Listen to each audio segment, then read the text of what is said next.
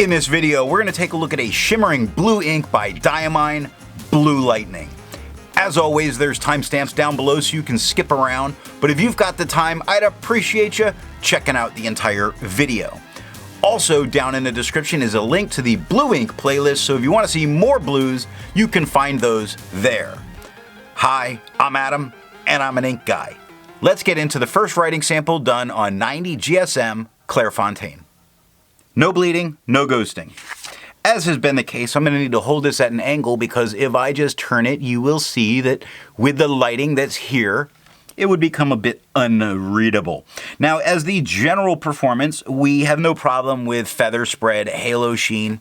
You don't see any shading because of the shimmer. The shimmer's not too horrible, and it's just a lot. It's a lot, but if we look at this, it's not just silver coming through. You actually see some of this kind of blue that's there. The scrubby does okay for both. We do see some tone variation, but it's hard to see through the shimmer. The smear test you could recover if you smeared while you were writing. See if we can, I don't know that the camera's gonna get it. To have a range of experience with this ink, all of the writing samples are done with a Jinhao 159 with a 1.1 stub, Jinhao X450 with a medium, and a Jinhao X750 with an extra fine. Then a Pen BBS 456 with a 1.5 Goulet stub was inked up, used for a day, and used to take the notes for this video. The next writing sample is done on 52 GSM Tomoe River. No bleeding, no ghosting.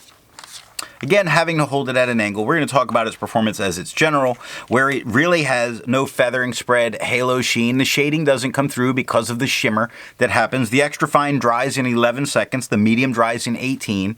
The smear test, you're not going to recover it if you smear while you're writing. I agree with Vita. There's a lot to learn by doing multiple chromatographies.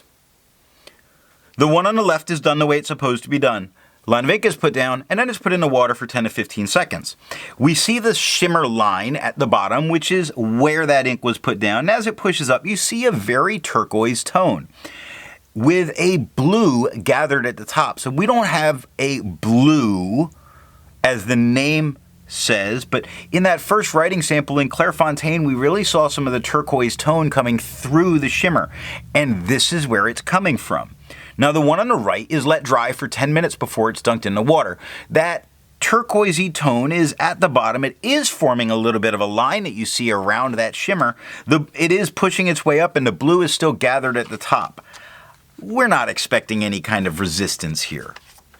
The next writing sample is done on 80 GSM Rhodia dot pad. I know. No bleeding, no ghosting. In general, we have no feather spread, halo sheen. There is some shading when the glitter hasn't taken over. The extra fine takes 8 seconds to dry. The medium takes 13. The smear test, you could recover it if you smeared while you were writing. See if we can get the camera to... The problem is all the white. It's the white of the paper that makes the camera have a hard time focus for that. I'm hoping it kind of comes through there. Resistance tests are done to see how this ink can be expected to perform on a page, and more importantly, how hard it may be to clean from your pen. The smear is allowed to dry for 3 days before testing it. Seeing this, you see some of the difficulty in taking pictures. Now, I would not use it in a note-taking situation because that is not nice to me. The amount of blowout that's occurring and the moving around of the glitter makes me not want to use it. However, you could if you really wanted to. I know it's not coming through in the picture. In person, I can read it. I would not do it if I have to go back and highlight because I know how that shimmer is going to move. Water is reactivating and lifting most of this ink off the page, leaving almost none of it behind, and that's why it only took water to get it out of my pen. Now, the pen flush, strangely, didn't do as much as the water did. That's okay because it only took water, right? And the 1/3 bleach solution, of course it obliterated it, but you're not going to need it. The next writing sample is done on G-Lalo paper. No bleeding, no ghosting. Holding it at an angle so that you can actually see it. We have no general feather spread, halo sheen, no shading. Not really. Not too bad. The extra fine dries in 7 seconds. The medium dries in 10. The smear, you are not going to recover it if you smear while you're writing. But the gray paper is bringing out more of the turquoise tone than the white paper, where the white lets you see that there's some blue and some turquoise. It's kind of a neat kind of chameleon effect for it there. For the inks tested, the average viscosity is 2.5, with the realm of normal being from 2.1 to 2.9. Diamine's Blue Lightning has a viscosity of 1.72, making it wet, because it's like lightning.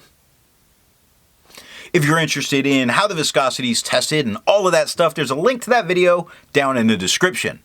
Now, let's take a look at Apica CD paper. No bleeding, no ghosting. Holding at an angle so that you can see it. In general, we have no feather spread, halo sheen. There are some shade spots that do occur. You see the K in quick, you see the B in brown. Don't look at that. That's the other writing samples. I got them out of the way. Don't look at them. Thank you. The extra fine took 5 seconds to dry. The medium took 8 seconds to dry. The scrubby for both aren't showing a ton of color variation because it's really hidden by the sparkles. And the smear test you could not recover if you smeared while you were writing.